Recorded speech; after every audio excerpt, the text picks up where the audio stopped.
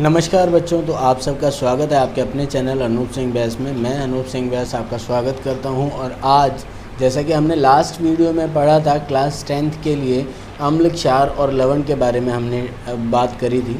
तो अम्ल, क्षार, लवण के बारे में बात करते हुए हमने काफ़ी पॉइंट्स हमने देखे कि अम्ल क्या होते हैं, क्षार क्या होता है और लवण क्या होते हैं। आज अम्ल के बारे में थोड़ा डिटेल में स्टडी करते हैं कि अम्ल होते क्या हैं, इनसे हमारे को बेनिफिट क्या है। अगर हम अम्ल के बारे में पढ़ रहे हैं तो अम्ल से ऐसा क्या बेनिफिट है जिसकी वजह से हम उसके बारे में इतना डीपली स्टडी कर रहे हैं। ठीक है, तो चलिए शुरू करते हैं। अम्ल के बारे में बात करूँ तो अम्ल के बारे में जैसे मैंने बताया था, तो अम्ल कहाँ से लिया गया है। एक लैटिन शब्द है एसिडस। एसिडस से अम्ल लिया गया है। एसिडस का मतलब क्या होता है? एसिडस का मतलब होता है स्वाद में खट्टा होना। तो एसिडस की वजह से ही अम्ल को भी एसिड बोला जाता है अंग्रेजी में। ठीक है, तो एसिडस की वजह से, अब अंग्रेजी में इसको हम बोलेंगे क्या बोलते हैं, खट्टा। ठीक है, तो इसी वजह से हम एसिड को भी क्या बोलेंगे, खट्टे प्रकार के तत्व होते हैं। तो हम अम्ल के बारे में बात कर रहे हैं, तो अम्ल क्या होते हैं? अम्ल वे पदार्थ होते हैं जिनका स्वाद खट्टा होता है। दूसरा, जिसमें हम बात करें विस्थापनशील हाइड्रोजन पाए जाते हैं, यानी जिसमें विस्थापनशील हाइड्रोजन पाए जाते हैं। ये एक भी हो सकते हैं, एक से अधिक भी हो सकते हैं, यानी एक या एक से अधिक विस्थापनशील हाइड्रोजन परमाणु पाए जाते हैं। और इसके अंदर एक और चीज़ आपको याद रखनी है कि ये नीले लिटमस को लाल कर देते हैं। क्या करते हैं? नीले लिटमस को लाल कर देते हैं। या मैथिल ऑरेंज है, मैथिल ऑरेंज को हम क्या बोल सकते हैं कि ये लाल कर देते हैं। मैथिल ऑरेंज को भी, मैथिल ऑरेंज का कलर भी ये लाल कर देते हैं। तो इस तरह से हमारे पास ये क्या होंगे, अम्ल होंगे। अब अम्ल के अंदर हम इनके प्रकार के बारे में पढ़ते हैं। प्रकार बहुत आसान है। देखिए, अम्ल के प्रकार यहाँ आपको सामने साफ साफ दिखाई दे रहे हैं। अम्ल कितने प्रकार के होते हैं? ये 8 प्रकार के होंगे। कौन कौन से हैं, ध्यान से देखिए। पहला है हमारे पास में अकार्बनिक। ठीक है, अकार्बनिक अम्ल बोल सकते हैं या खनिज अम्ल भी बोलते हैं। क्यों बोलते हैं इसका रीज़न मैं बताऊंगा आगे, ध्यान से देखिएगा। अकार्बनिक अम्ल, कार्बनिक अम्ल। दूसरा कार्बनिक अम्ल हो गया। तीसरा हाइड्रा अम्ल। कौन सा? हाइड्रा अम्ल। चौथा हमारे पास है ऑक्सी अम्ल। कौन सा है? ऑक्सी अम्ल। पांचवा इसमें है प्रबल अम्ल। छठा दुर्बल अम्ल। सातवां तनु अम्ल। और आठवां सांद्र अम्ल। तो ये हमारे पास हुए अम्लों के टाइप। ठीक है, अब इनके बारे में डिटेल स्टडी करते हैं। अकार्बनिक अम्ल, इसको हमने खनिज अम्ल क्यों बोला? क्योंकि अकार्बनिक अम्ल खनिजों में पाए जाते हैं। याद रखिएगा, अकार्बनिक अम्ल खनिजों में पाए जाते हैं, इसलिए इन्हें खनिज अम्ल भी कहते हैं। दूसरा, अब इसके बाद में हमारे पास है कार्बनिक अम्ल। ये पौधों और जीव जंतुओं में पाए जाते हैं। ठीक है, अब अकार्बनिक अम्ल जो खनिज अम्ल थे उनमें हमारे पास कौन कौन से हैं? हाइड्रोक्लोरिक अम्ल हो गया, नाइट्रिक अम्ल हो गया, सल्फ्यूरिक अम्ल हो गया। अब यहाँ कार्बनिक अम्ल है, इनमें कौन कौन से हैं जो जंतुओं में पाए जाते हैं? इन्हें दुर्बल अम्ल भी बोलते हैं। ये याद रखिएगा कि ये हमारे पास क्या होते हैं? दुर्बल अम्ल होते हैं। इनमें कौन कौन से हमारे पास पॉइंट आएंगे? इसमें पॉइंट आप देख सकते हैं, इसमें आएगा ऑक्सैलिक अम्ल आएगा। दूसरा हमारे पास में लैक्टिक अम्ल भी इसी में आता है, जो हमारे दही में, दूध में पाया जाता है लैक्टिक अम्ल। ठीक है, वो इसी में पाया जाता है। इसके अलावा हमारे पास में यूरिक अम्ल जो होगा वो जीव जंतुओं से ही पाया जाता है, तो वो क्या हुआ? कार्बनिक अम्ल हुआ। ठीक है, तो ये एग्जाम्पल हो गए। अब हम बढ़ते हैं हाइड्रा अम्ल के बारे में। तो हाइड्रा अम्ल में क्या होता है कि इन अम्लों में केवल हाइड्रोजन पाया जाता है। इन अम्लों में केवल हाइड्रोजन पाया जाता है, तो वो क्या होंगे हमारे पास में? हाइड्रा अम्ल होंगे। इसके साथ ही साथ में इसका एग्जाम्पल अगर हम बात करें तो इसमें क्या होगा? हाइड्रोफ्लोरिक अम्ल होगा, या हाइड्रोक्लोरिक अम्ल होगा, या हाइड्रोसायनिक अम्ल होगा। ये तीनों एग्जाम्पल इसी के हैं, एक बार आप इसे ध्यान से देख लीजिएगा। इसके बाद हम बात करते हैं ऑक्सी अम्ल। ऑक्सी अम्ल में क्या होगा? इन अम्लों में हाइड्रोजन और ऑक्सीजन दोनों पाए जाते हैं। इन अम्लों में हाइड्रोजन और ऑक्सीजन दोनों पाए जाते हैं। ये हो गया ऑक्सी अम्ल। ऑक्सी अम्ल का एग्जाम्पल, सबसे बेस्ट एग्जाम्पल सल्फ्यूरिक अम्ल। याद रखिएगा, कहीं भूलने की ज़रूरत ही नहीं है। ठीक है, कौन कौन सा है? सल्फ्यूरिक अम्ल, या फॉस्फोरिक अम्ल भी होता है। फॉस्फोरिक अम्ल का हमारे पास क्या है? H3PO4 इसका फॉर्मूला होता है, याद रखिएगा। इसके बाद हमारे पास हुआ ये ऑक्सी अम्ल हो गया। इसके बाद हम बात करते हैं प्रबल अम्ल की।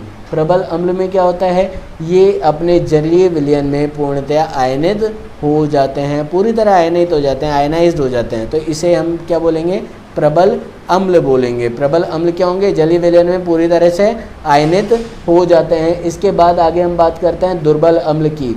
ये अपने जलीय विलयन में आंशिक रूप से आयनित होते हैं, ठीक है। दुर्बल अम्ल कौन से होंगे, आंशिक रूप से आयनित होंगे। अब प्रबल अम्ल के लिए एग्जाम्पल हमारे पास क्या है, हाइड्रोक्लोरिक अम्ल इसका एक एग्जाम्पल है, बहुत अच्छा सा एग्जाम्पल है, या सल्फ्यूरिक अम्ल भी इसका एक एग्जाम्पल आप ले सकते हैं। दुर्बल अम्ल में हमारे पास कौन सा होगा, एसिटिक अम्ल, फॉस्फोरिक अम्ल, कार्बनिक अम्ल जो हमारे पास होगा, ठीक है। तो वो हमारे पास क्या हुआ, ये दुर्बल अम्ल के टाइप हो गए। अब इसके बाद बात करते हैं तनु अम्ल की।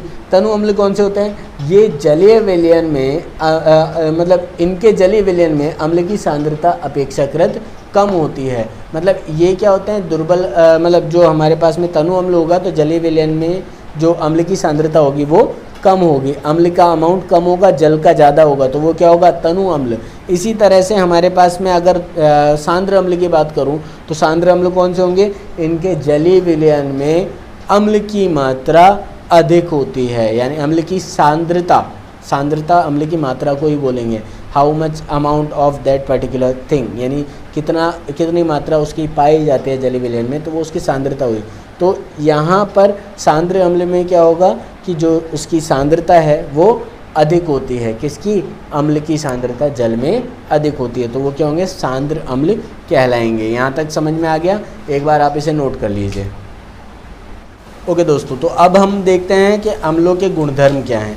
अम्लों के गुणधर्म में हम इनकी रासायनिक अभिक्रिया करवाएंगे विभिन्न तत्वों से। जैसे कि पहले पॉइंट के बारे में बात करते हैं, जब अम्ल धातु से अभिक्रिया करता है तो क्या होगा, धातु का जो संगत लवण बनेगा वो और उसके अलावा हाइड्रोजन गैस, इन दो का निर्माण करते हैं, ठीक है। यानी अम्ल प्लस धातु हमें क्या देगा, जो लवण होगा और हाइड्रोजन गैस, तो ये दो चीज़ें होंगी। दूसरी रिएक्शन हमारे पास क्या होगी कि जब अम्ल धातु कार्बोनेट या धातु हाइड्रोजन कार्बोनेट, यानी कार्बोनेट धातु कार्बोनेट या धातु हाइड्रोजन कार्बोनेट से अभिक्रिया करेगा, तो क्या होगा, यहाँ पर हमारे को तीन चीज़ें मिलेंगी। पहला होगा हमारे पास में लवण, वो बनेगा ही, ठीक है, श्योर है। दूसरा होगा हमारे पास में कार्बन डाइऑक्साइड, क्या होगा, कार्बन डाइऑक्साइड। और जो तीसरा हमारे पास पॉइंट होगा वो क्या होगा, वो होगा हमारे पास में जल। मतलब तीन चीज़ें बनेंगी, लवण कार्बन डाइऑक्साइड और जल, ये तीन चीज़ें यहाँ पर प्राप्त होंगी। अब इसके बाद हमारे पास क्या होगा, जब हम बात करें अम्ल की और मतलब तीसरे पॉइंट की बात करें तो यहाँ पर अम्ल और क्षारक दोनों की अभिक्रिया करवाते हैं। अम्ल और क्षारक आपस में अभिक्रिया करके क्या करेंगे, अम्ल और क्षारक आपस में अभिक्रिया करके उदासीन हो जाएंगे और लवण और जल का निर्माण करेंगे। इस अभिक्रिया को उदासीनीकरण भी बोलते हैं। यहाँ पर जो हमें रिजल्टेंट मिलेगा वो क्या होगा, उदासीन होगा, ठीक है, पूरी तरह से उदासीन होगा, ठीक है। इसीलिए हमारे पास अम्ल और क्षारक मिलके लवण और जल का निर्माण करते हैं, ये हमारे पास उदासीनीकरण अभिक्रिया कहलाती है। अब इसके आगे की बात करते हैं, आगे हमारे पास क्या होगा, आगे हम बात करें धातु ऑक्साइड और अम्ल की अभिक्रिया करवाते हैं।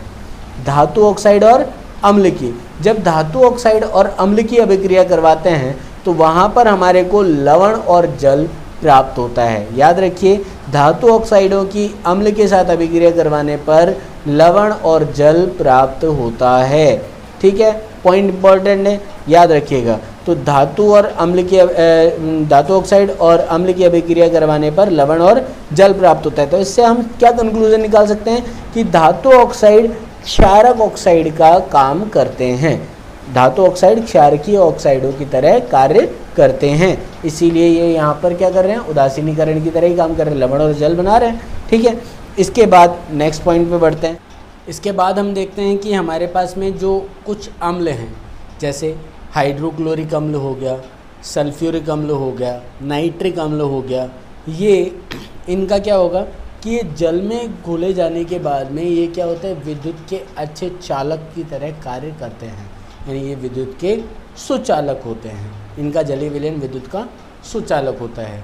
ठीक है, इसके आगे और देखें तो हमारे पास क्या होगा कि जब हम जल में घोलेंगे, अम्ल को जब जल में घोलते हैं तो ये या तो हाइड्रोजन आयन देते हैं या हाइड्रोनियम आयन देते हैं।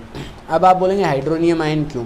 देखिए, हाइड्रोजन आयन जब ये देते हैं तो कई बार हाइड्रोजन आयन हमें शुद्ध रूप में प्राप्त नहीं हो पाता। ठीक है, तो वो हाइड्रोजन आयन किसके साथ अभिक्रिया करेगा? जल के साथ अभिक्रिया करेगा और उसके बाद बनाएगा हाइड्रोनियम। क्या बनाएगा? हाइड्रोनियम आयन बनाएगा, यानी H3O+ बनाएगा, यानी H+ जब H2O से रिएक्ट करेगा H3O+ बनाएगा, जिसे हम बोलेंगे हाइड्रोनियम आयन। तो ये हो गया हाइड्रोनियम आयन के बारे में।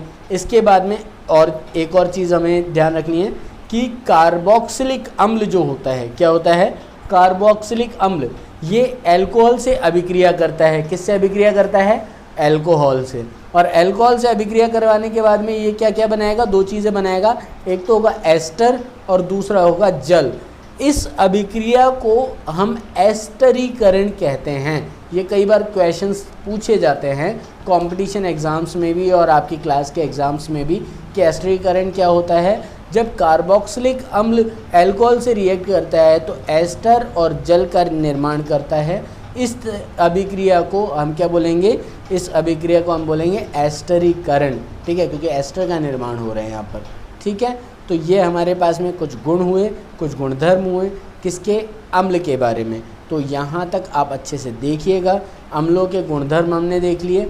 अगले वीडियो में हम डिस्कस करेंगे अम्ल से ही रिलेटेड, अम्ल के जो भी हमारे दैनिक जीवन में उपयोग हैं उन सभी के बारे में। ठीक है, तब तक के लिए आप इसी चैनल पर बने रहें, अपनी कंटिन्यू स्टडी करते रहें। कोई भी डाउट हो, कुछ भी क्वेश्चन आपको पूछना हो तो आप बेझिझक यहाँ कमेंट बॉक्स में कमेंट कर सकते हैं। अपने ज़्यादा से ज़्यादा सहपाठियों को अभी इस चैनल के बारे में बताएं और उन्हें भी बोलें कि वो कंटिन्यू अब अपनी स्टडी कर सकते हैं, क्योंकि हम रेगुलरली मैथ्स और साइंस दोनों के वीडियो डाल रहे हैं। एक दिन मैथ्स का तो दूसरे दिन साइंस का वीडियो डलता है। इसी तरह से आपके कंटिन्यू जो वीडियोस हैं वो आपको डेली रेगुलर बेसिस पर मिलते रहेंगे। तो प्लीज़ ध्यान से अपनी स्टडीज़ पर फोकस कीजिए, क्योंकि अभी लॉकडाउन के टाइम में सबकी स्टडीज़ प्रॉपर नहीं चल पा रही है। तो हम इस चीज़ को ध्यान में रखते हुए आपकी स्टडीज़ को प्रॉपर बनाने की पूरी कोशिश कर रहे हैं। तब तक के लिए धन्यवाद। घर पे रहिए, सुरक्षित रहिए। Thank you.